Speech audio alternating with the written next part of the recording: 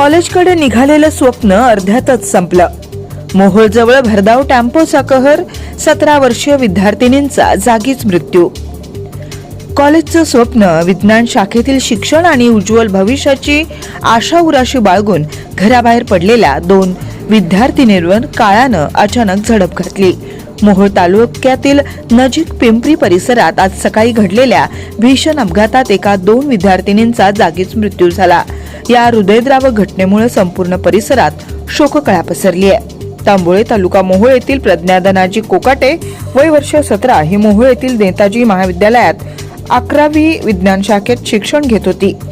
आज सकाळी प्रज्ञा आणि तिची मैत्रीण स्नेहल काशीनाथ वाघमोडे, वय वर्ष 17, राहणार नजीक पिंपरी, या दोघी दुचाकीवरून नेहमीप्रमाणे कॉलेजला निघाल्या होत्या.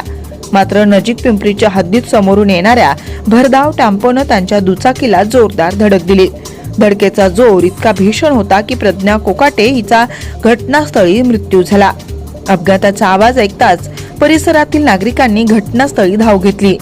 गंभीर जखमी अवस्थेत असलेल्या स्नेहल वाघमोडे हिला तात्काळ मोहोळ ग्रामीण रुग्णालयात दाखल करण्यात आलं. मात्र तिची प्रकृती चिंताजनक असल्यानं पुढील उपचारासाठी तिला सोलापूर येथील खासगी रुग्णालयात हलवण्यात आलं होतं. उपचारादरम्यान स्नेहलीचा मृत्यू झाला. स्नेहली कन्या प्रशाला कनिष्ठ महाविद्यालय मोहोळ येथे 11वी विज्ञान शाखेत शिक्षण घेत होती.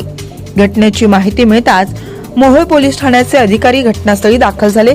पोलिसांनी अपघातास कारणीभूत ठरलेला टेम्पो व त्याचा चालक ताब्यात घेतला असून त्याच्या विरुद्ध गुन्हा दाखल करण्याची प्रक्रिया सुरू आहे. अपघाताचं नेमकं कारण आणि वेगाचा अंदाज घेण्यासाठी पुढील तपास केला जातोय. 2 उमद्या होतकरू विद्यार्थिनींचा असा अचानक आणि दुर्दैवी अंत झाल्यानं तांबोळे नजीक पिंपरी व मोहोळ परिसरात हळहळ व्यक्त केली जाते. शाळा महाविद्यालयीन विद्यार्थिनींच्या सुरक्षतेचा प्रश्न पुन्हा एकदा ऐरणीवर आला असून भरधाव वाहतुकीवर नियंत्रण ठेवण्याची मागणी नागरिकांकडून होत आहे.